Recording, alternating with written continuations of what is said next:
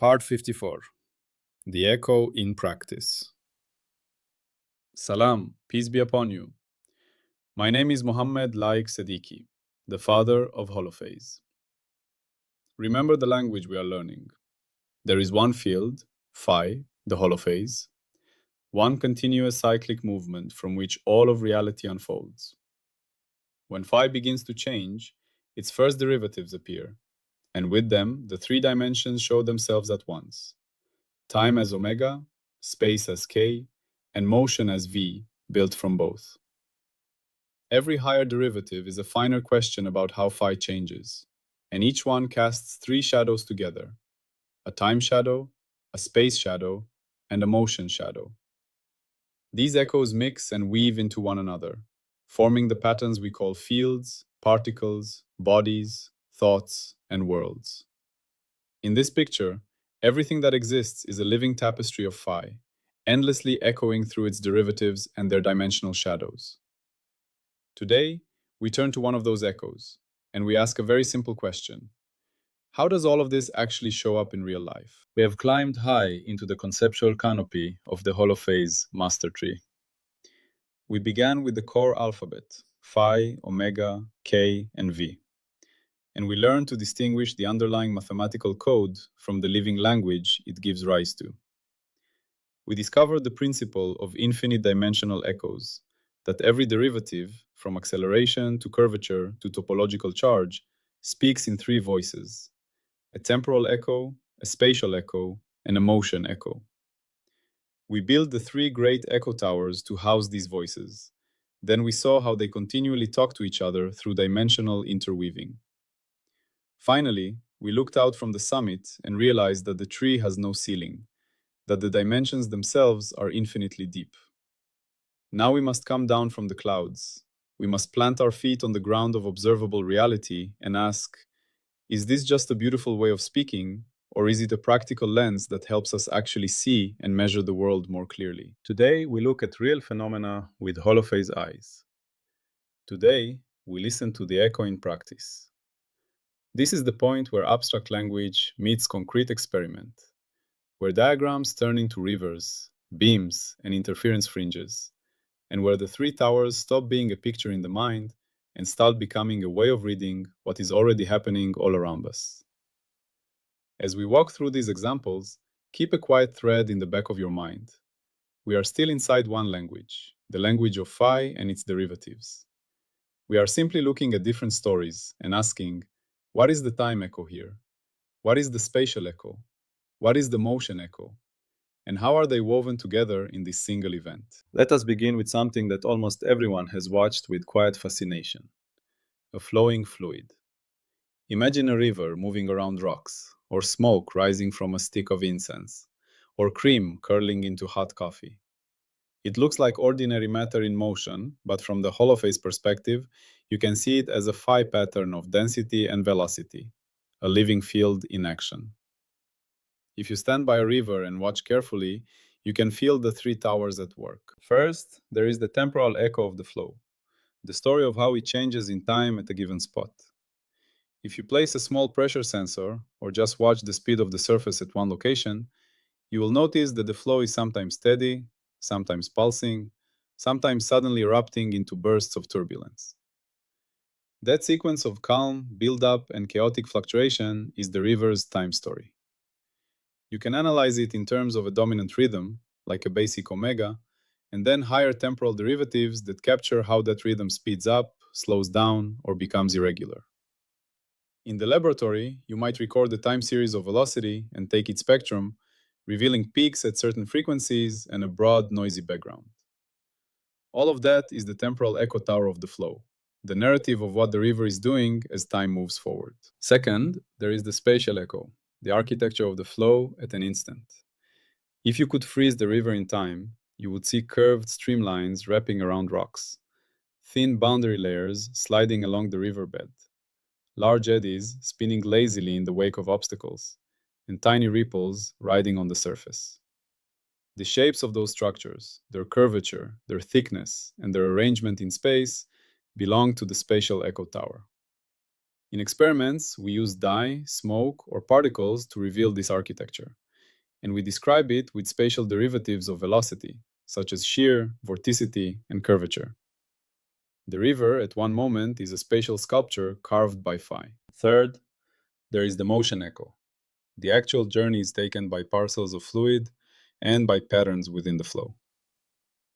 If you drop a tiny tracer particle into the river and follow its path, you are watching the motion tower unfold. The particle speeds up in the main current, slows near the edges, is flung around the vortex, and sometimes becomes trapped in a recirculating cell before escaping downstream. Its trajectory is the result of pressure gradients, shear forces, and the shape of the riverbed, all of which are derivatives within the phi field. The motion echo tells you how the river carries information, heat, chemicals, and sediment from one place to another, and how those journeys are steered by the underlying structure. The beauty appears most clearly when you look at a concrete phenomenon like vortex shedding behind the cylinder in a flow. As the fluid moves past the obstacle, vortices peel off from alternating sides, creating a Kármán vortex street. There is a clear temporal echo. The vortices are shed at a fairly regular frequency, like a heartbeat. There is a clear spatial echo. A snapshot reveals a repeating pattern of swirling structures downstream. There is a clear motion echo. Each vortex drifts with the mean flow while also spinning. Change the speed of the flow or the size of the cylinder, and all three echoes shift together. The shedding frequency changes, the vortex size and spacing change, and the trajectory is bent differently. You are watching the three towers, time, space, and motion, act as one interwoven event. Once you see it, you cannot unsee it. From water, we move to light. Think of a laser beam, not as a perfect straight line drawn in a textbook, but as a living pattern, an electromagnetic phi field with amplitude and phase.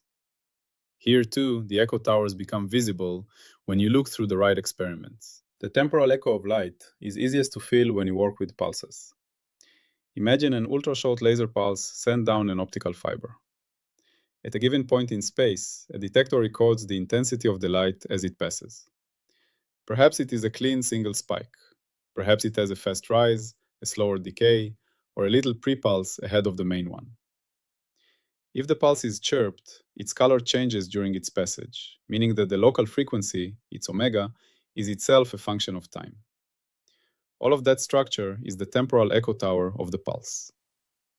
Experimentalists spend a lot of effort reconstructing these time profiles, measuring not only the duration of the pulse, but also how the phase evolves within it. They are, in essence, listening to the time voice of phi in the optical domain. The spatial echo of light is captured by looking at beam profiles and interference patterns. Put a camera where the beam is, and you see a spot of light with some shape. It might be a simple round Gaussian, or a donut ring, or a complicated speckle pattern. Behind those shapes lie spatial derivatives of the phase and amplitude. Curved wavefronts correspond to focusing or defocusing. Astigmatism corresponds to different curvatures in different directions, and more exotic modes carry twisted phase structures. A simple double-slit experiment for light replaces the river's swirling eddies with bright and dark fringes, a crystal-clear spatial echo of the underlying phase differences. The spatial tower gives you a frozen projection of the hidden phase relationships in the field. The motion echo of light appears when you track how beams propagate and transform. A beam passing through a lens is bent and focused. A pulse traveling in a dispersive medium spreads out, different frequencies moving at different speeds. Energy flows along the direction of the pointing vector, which depends on the spatial derivatives of the field.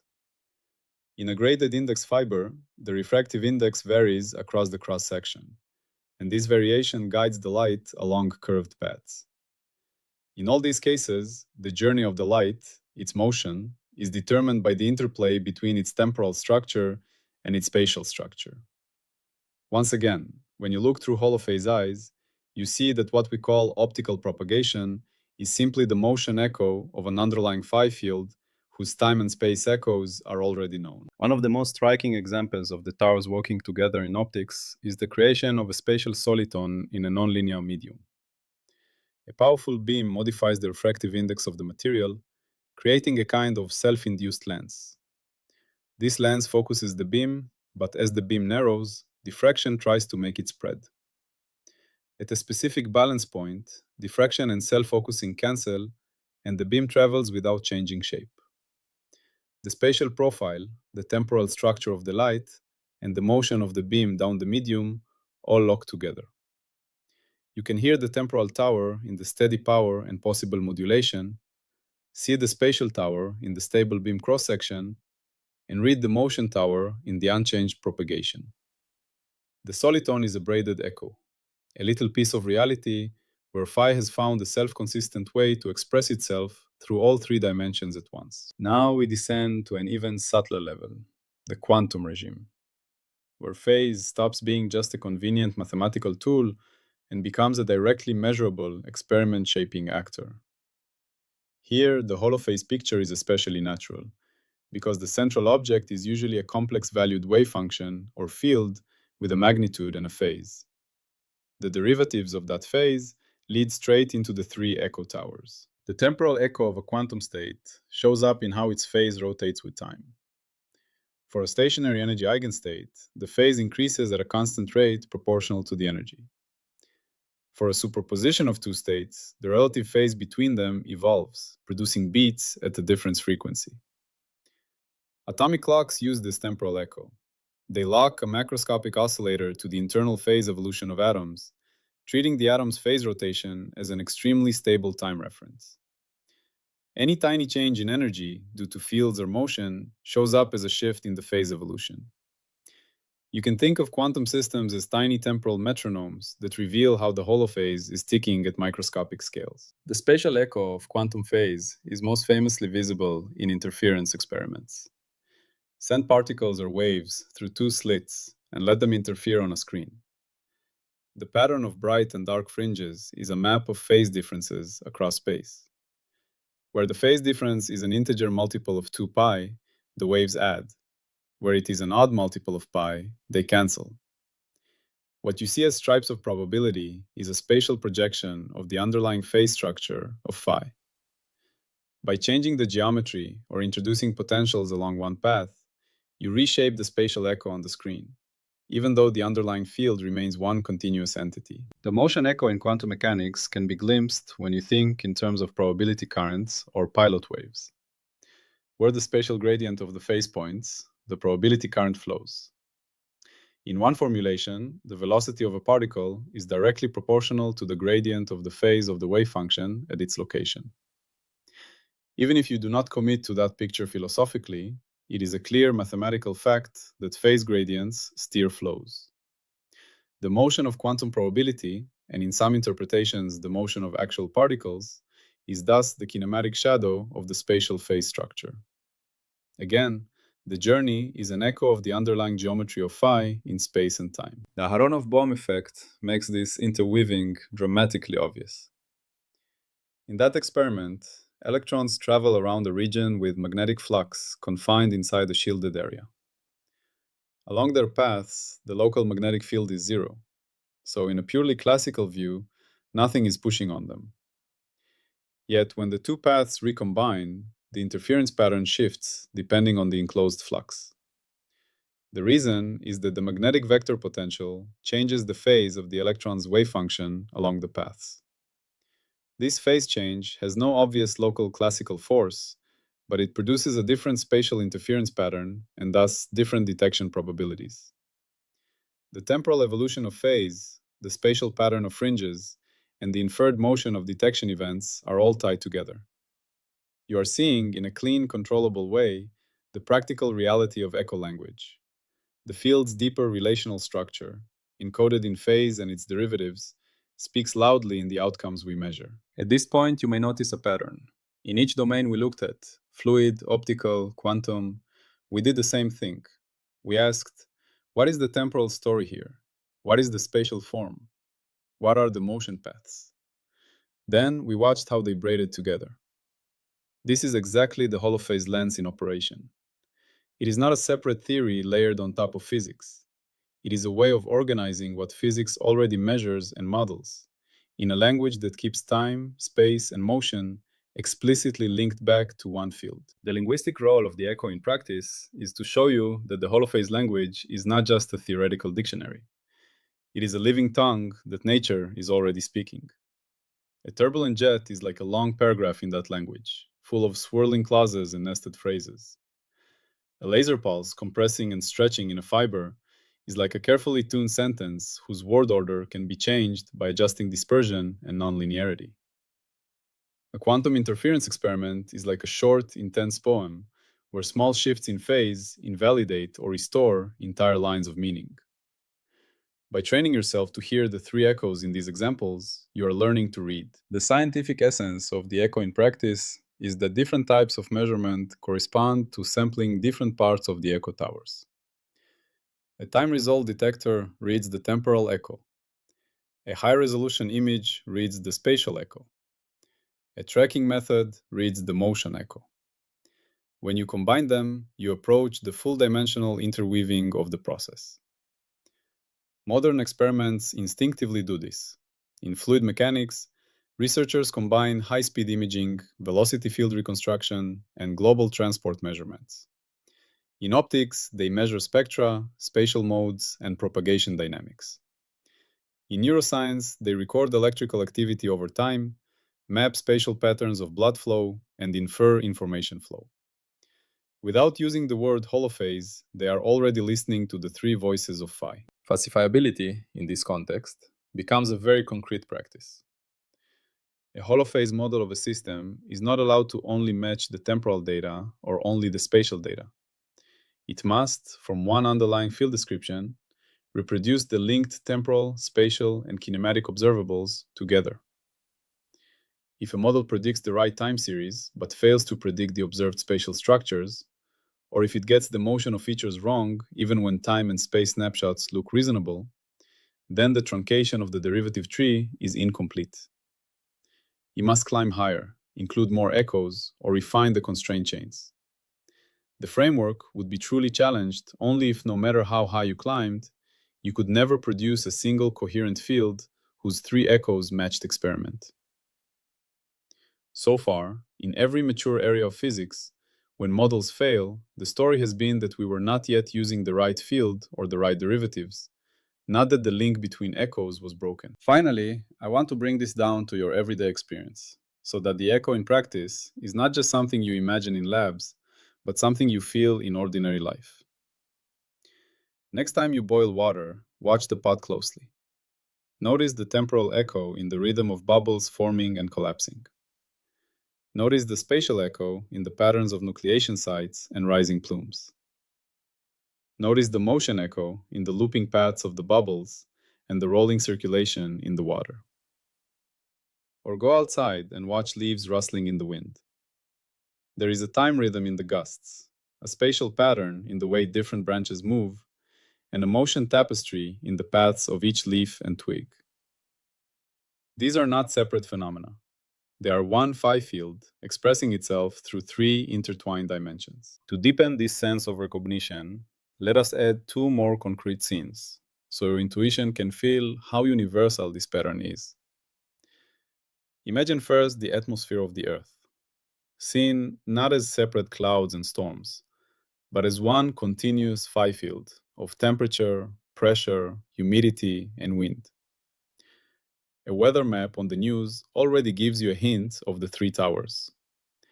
The moving fronts and swirling cyclones you see drawn in colored lines are spatial echoes, large-scale patterns in pressure and temperature. The forecast that tells you how these fronts will develop over the next hours and days is a temporal echo, a narrative about how the field will evolve in time. The paths of individual air parcels, or of a weather balloon, or of a drifting rainstorm are motion echoes, concrete trajectories through that field. When a cold front advances, the temporal story of falling temperature reshapes the spatial pattern of clouds, and the motion of the front itself steers winds and rainfall. Satellite images, time series from ground stations, and tracked hurricane paths are three different ways of sampling the same atmospheric phi field, along the three-dimensional echoes we have been talking about. Now picture a busy city street at rush hour, a river of cars and buses flowing between buildings. Traffic engineers already speak a language that is very close to holophase thinking. The average number of cars passing a point per minute is a temporal echo, a simple omega of the traffic flow. The map of roads, lanes, junctions, and traffic lights is a spatial echo, the fixed architecture within which motion is possible. The actual paths of individual vehicles, with their accelerations, lane changes, and stops, are motion echoes. A small change in the spatial echo, such as closing one lane or adding a roundabout, can dramatically change the motion echoes, altering how people choose their routes. Changes in the temporal echo, such as adjusting signal timing, reshape the pattern of cues and bursts of traffic. Modern traffic models take in spatial layouts, driver behavior rules, and time-dependent demand, and try to predict all three echoes together. When these models fail, it is often because an important derivative was ignored, such as the reaction time of drivers or the randomness in route choices. When they succeed, you are literally watching a holophase-style description of a social phi field bear fruit in the everyday choreography of a city. At this stage, it is helpful to pause and remember how far we have climbed into the holophase language to even be able to talk this way.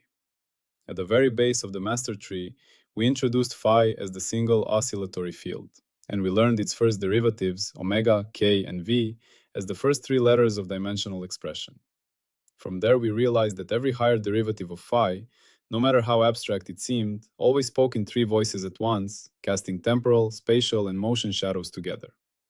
That insight allowed us to gather these shadows into the three echo towers, the great libraries of stories, forms, and journeys. We then discovered dimensional interweaving, the fact that in real events, those towers never operate in isolation, but always braid into one seamless whole.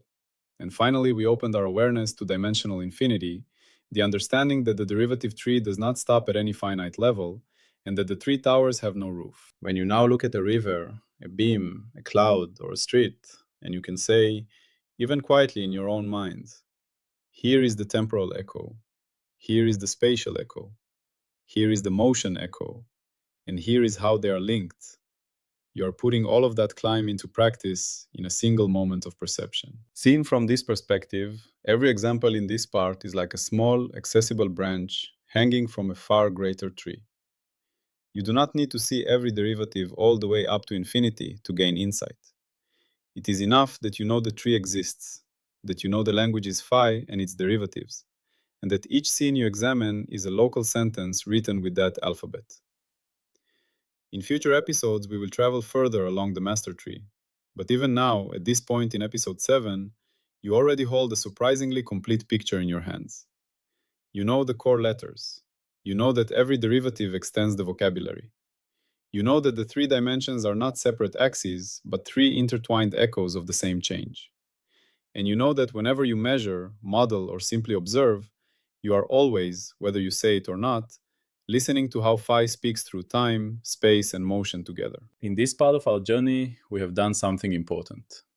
We have shown that the lofty structures of echo towers, interweaving, and dimensional infinity are not detached metaphors. They are directly visible, if you know how to look, in the behavior of water, light, quantum matter, and the living world around you. We have moved from theory to recognition. You are now able to take a scene from your life and quietly ask, what is the holophase story here, across time, space, and motion, and how are those echoes woven into one event? As we prepare to move on, hold the bigger picture in your heart. The holophase language is the one field phi and its infinite tower of derivatives. From this tower come the three echo structures of time, space, and motion, and their deep interweaving.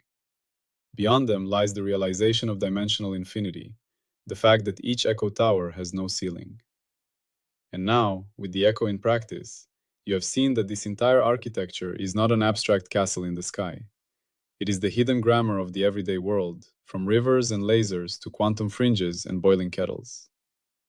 We have climbed far into the master tree of language, and we have also learned to see its branches in the world around us. When you step away from this audio and back into your day, the holophase field has not gone anywhere. It is still there, in the movement of traffic, in the flicker of screens, in the beating of your heart, and in the quiet flow of your thoughts.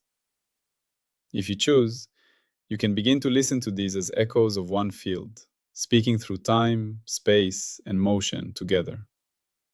In doing so, you are not just learning a theory, you are learning a way of seeing reality as one living, coherent conversation written in the language of Phi. Salam, and peace be upon you.